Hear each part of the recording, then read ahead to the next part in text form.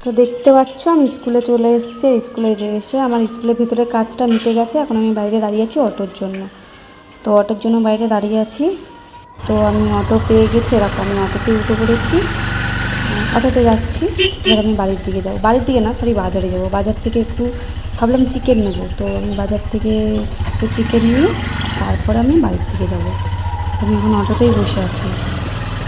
বাবা অটোতে ফাঁকা ফাঁকা, সামনে যা সামনের দিকে ভিড় ছিল, তো আমি পেছনে একটু ফাঁকা ছিল, পেছনেই বসেছি।